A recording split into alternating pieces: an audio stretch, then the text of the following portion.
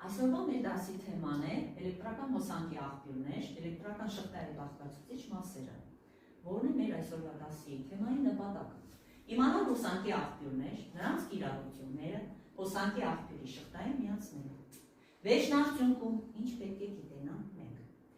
Կարողանալ միացնել հոսանքի աղբյուրը շղթային, ստանալ պարզագույն շղթա։ Քանի որ ես ձեզ հանձնարարել էի տանը ուսումնասիրել նյութը և փորձել ինքներդ ներկայացնել,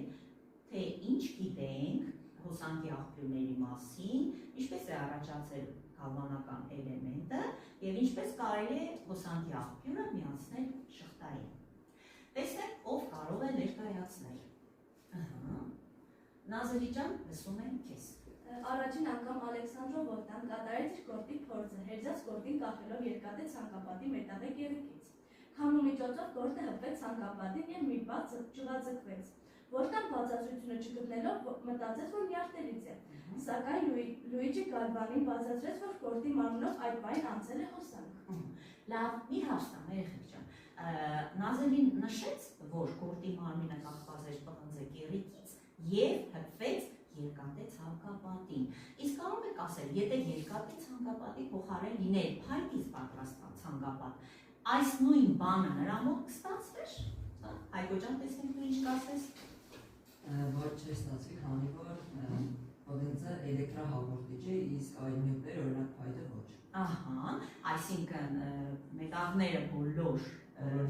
հոսանքի լավ հաղորդիչներ են, իսկ փայտը ոչ հաղորդիչ։ Մեգուսիչ ապրես Արման ջան, իսկ կարող եք ասել երեխեք, այդ ժամանակաշրջանի համար, քանի որ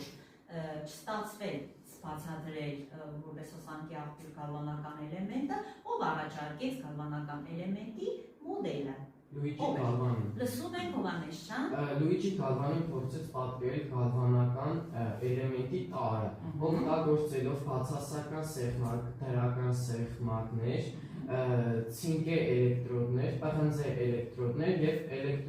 էլեկտրոլիտ, որի միջոցով նա փորձեց քիմիական ռեակցիայի արդյունքում, այսինքն նա այդ փորձը կատարեց ծծմբական թթվի թույլ լուծույթի մեջ, փորձեց քիմիական ռեակցիայի արդյունքում ստանալ էլեկտրական հոսանք, ապացուցելով, որ քիմիական ռեակցիայի արդյունքում մենք ևս կարող ենք ստանալ էլեկտրական հոսանք։ Գալվանական էլեմենտի պարզ օրինակ կարող ենք բերել մեր տանը օգտագործվող էլեմենտները, որոնք կազմված են դրական և բացասական սեղմակներից։ Այո, լավ, իսկ կարող ես ասել, այստեղ, երբ քիմիական ռեակցիա է տեղի ունենում, որ մասնիկներն են մասնակցում էլեկտրական հոսանքին, այսինքն ովքեր են առաջացնող էլեկտրական հոսանքը, որ մասնիկները։ Էլեկտրոնները։ Իհարկե, վստահաբար ասենք, որ դրանք էլեկտրոններ։ Որոնք տեղադրված են ծծմբաթթվի թույլ լուծույթի մեջ։ Այսինքն նրանք առաջանում են քիմիական ռեակցիայի արդյունքում և մասնակցում են քիմիական ռեակցիա։ Այո, երեխաներ, ինչպես է հոսանքի աղբյուրը միանում շղթային։ Ասացողներ։ Հոսանքի աղբյուրը շղթային միանում է հաջորդաբար։ Այսինքն, եթե մենք շղթա ենք կազմում, պետք է անպայման հոսանքի աղբյուրը միացնենք հաջորդաբար։ Հաջորդաբար ասելով ինչ նկատի ունենք, Հովհաննես ջան։ Այսինքն մենք հաջորդաբար միացնում ենք մեր շղթան հաջորդաբար միացնում ենք, այսինքն դրականը դրականի, բացասականը բացասականի, որի արդյունքում մենք օրինակ բերենք մեր շիկացման լամպը, եթե ուզում ենք մեր շիկացման լամպին տանք լույս, դրական սեղմակը միացնում ենք դրական սեղմակին, իսկ բացասականը բացասականին։ Ելնելով այն բանից, որ արդեն դուք գիտեք ինչ է ինձ ներկայացնում էլեկտրական հոսանքի աղբյուրներ, այսինքն գալվանական էլեմենտը, մեր աշակերտներից Արմանը և Հովհաննեսը ստեղծել են մի մոդել, որը իրենք կփորձեն բացատրել, թե ինչի մասին է այս մոդելը և ինչ է իրենից ներկայացնում։ Խնդրեմ։ Մենք այս մոդելը պատրաստելու համար օգտագործել ենք մագնիս, շիկացման լամպ, հաղորդալարեր, հոսանքի աղբյուր և շարժիչ։ Եվ օգտագործել ենք նաև պլաստմասե երկրագունդ։ Որպես հոսանքի աղբյուր մենք օգտագործել ենք գալվանական էլեմենտը, այսինքն վերցրել ենք գալվանական էլեմենտը որպես մեզ հոսանքի աղբյուր և հաղորդալարերի միջոցով փորձել ենք պատկերել մեր երկիր մոլորակի պտույտը։ բացի դրանից երկիր մոլորակի պտույտի լավանցքի շուրջը նաև այստեղ կարող ենք ինչ անել։ Այստեղ կա շիկացման լամպի միջոցով, այսինքն մեր լույսի միջոցով մենք փորձել ենք պատկերել երկիր մոլորակի գիշերվա եւ ցերեկվա հերթակայությունը, իսկ մեր մագնիսների միջոցով փորձել ենք պատկերել ձգողության ուժը։ Մենք գտնվում ենք մեր լաբորատորիայում, որտեղ կփորձենք ստանալ էլեկտրական հոսանք եւ միացնենք էլեկտրականության վահանակի վրա տեղադրված շիկացման լամպերը հոսանքի աղբյուրին։ Տեսնենք։ Այստեղ ունենք հոսանքի աղբյուր, որը միացված է էլեկտրականության վահանակին, որի վրա կան նաև շիկացման լամպեր։ Միացնենք։ Այստեղ մենք տեսանք, որ վառվեցին շիկացման լամպերը, օրինակ եթե մենք այս լամպը անջատենք, տեսնենք, որ անջատվեց նաև այս մյուս լամպը, այսինքն միացված են լամպերը հաջորդաբար։ Ապրի Սարմանջան, դու նկատեցիր, այսինքն մի դաս առաջ եկար, որովհետև ես դեռ չէի բացատրել հաջորդական եզուկայար միացումները, բայց դու ցույց տվեցիր, որ սա հաջորդական միացումներ, այսինքն եթե մի շիկացման լամպը անջատվեց, քանի որ մեկը մյուսին հաջորդաբար։ Իսկ երկրորդ այս մասում տեսնում ենք, որ լամպը նորից վառվել է, հա։ Տեսնենք, որ այս մյուս լամպը չի վառվել։ Ահա, իսկ երկրորդում, այստեղ եթե փորձենք, ոչ մի ազդեցություն։ Քանի ազդեցություն չկա, որովհետև միացված է զուգահեռաբար։ Ապրես, այսինքն հաջորդական եւ զուգահեռ միացումները դու միանգամից այստեղ բացատրեցիր։ Մի հաստամ երեխեք, երբ մենք միացրեցինք շիկացման լամպը հոսանքի աղբյուրին, եթե դուք ձեռք եք տալի շիկացման լամպին, տեսնեք, որ ինքը տաք է։ Ջերմություն կան։ Ապրես, այսինքն որովհետև այստեղ տեղական եւ բացասական որ ազդեցություն հոսանքի ջերմային ազդեցությունն է։ Ջերմային ազդեցությունն է, այսինքն Այսինքն մեր շիկացման լամպը հոսանք ստանալու արդյունքում անջատում է ջերմություն, որն էլ կոչվում է հոսանքի ջերմային ազդեցություն։ Հիմա երեխաներ, քանի որ մեր դասը ավարտվեց, ես ձեզ տալիս եմ երկիկ հարցերը, այսինքն դուք պետք է գրեք, նշիր 3 բան, որ այսօր սովորեցիր, նշիր 2 բան, որ քեզ հետաքրքրեց, նշիր 1 բան, որ մնաց անհասկանալի։ Այսինքն փորձենք տեսնենք ամբողջությամբ դուք դասը հասկացել եք, թե ինչ-որ թերի բան մնաց, որը հիմա մենք միասին կփորձենք բացատրել։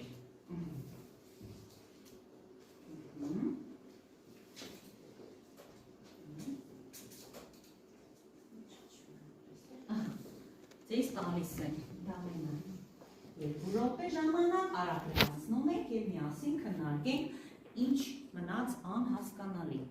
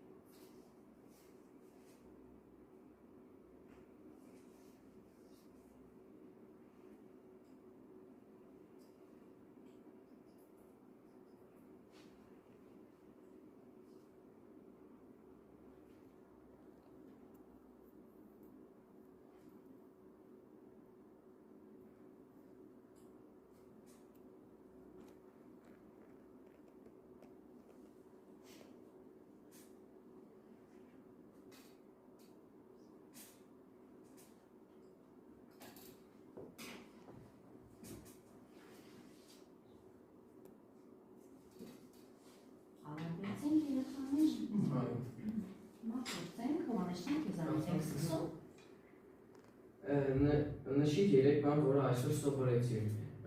Թեմայից դուրս սովորեցին զուգահեռ եւ հաջորդաբար միացումը, սովորեցինք, որ շիկացման լամպը հոսանքի աղբյուր ստանալուց անջատում է ջերմություն, Նշիր երկու բան, որը քեզ հետաքրքրեց, ինձ հետաքրքրել է ամբողջ թեման, ես չկարողացա առանձնացնել հենց երկու բան, որ ինձ հետաքրքրեց, նշիր մեկ բան, որը մնաց անհասկանալի բան չկար։ Շնորհակալություն, Նազարի ջան, քեզ եմ լսում։ Նշի 3 բան, որ այսօր սովորեցիր՝ հաջորդաբար միացում, զուգահեռ միացում եւ հոսանքի աղբյուր։ Նշի 2 բան, որ քեզ հետաքրքրեց՝ Ալեսանդրո Վոլտայի փորձը, էլեկտրական շղթա։ Նշի 1 բան, որ մնաց անհասկանալի, ոչինչ։ Ապրես, հաջորդը, Լուսնի ջան։ Նշի 3 բան, որ այսօր սովորեցիր՝ հարվանական տարիքահատվածքը։ Նշի 2 բան, որ քեզ հետաքրքրեց, ամեն բոլորը։ Նշի 1 բան, որ մնաց անհասկանալի չկա։ Չունես անհասկանալի, Հայկո ջան, քեզ եմ լսում։ Նշիր 3 բան, որ այսօր սովորեցիր կարբոնական տարը եւ հոսանքի աղբյուրը, նշիր 2 բան, որ քեզ հետաքրքրեց հերձած գործի փորձը եւ զուգահեռ հաջորդաբար միացումները, նշիր 1 բան, որ մնաց անհասկանալի չկա։ Չունես անհասկանալի, Սողինա ջան, քեզ եմ լսում։ Նշի 3 բան, որ այսօր սովորեցիր կարբոնական տարրերի մասին, զուգահեռ միացման մասին եւ հոսանքի մասին։ Նշի 2 բան, որ քեզ հետաքրքրեց հոսանքի եւ կարբոնական աղբյուրների մասին։ Նշի 1 բան, որ մնաց անհասկանալի չկա։ Լավ է, որ ոչ մի բան չի մնաց անհասկանալի, ուրեմն ամբողջ թեման յուրացրել եք, հա, երեխեք ջան, ուրեմն դասը կլինի էլեկտրական հոսանքի աղբյուրներ եւ էլեկտրական շղթայի պարզակույն կառուցվածքը։ Իսկ տնային հանձնարարություն կլինի նաեւ հարցերին պատասխանել, բացում ենք Page-ը, 24 այո, 24 page-ը, կանաչի մեջ դուք տեսնում եք գրված հարցերը։ Այս հարցերին փորձում ենք պատասխանել առաջինից մինչև 7 հարցեր։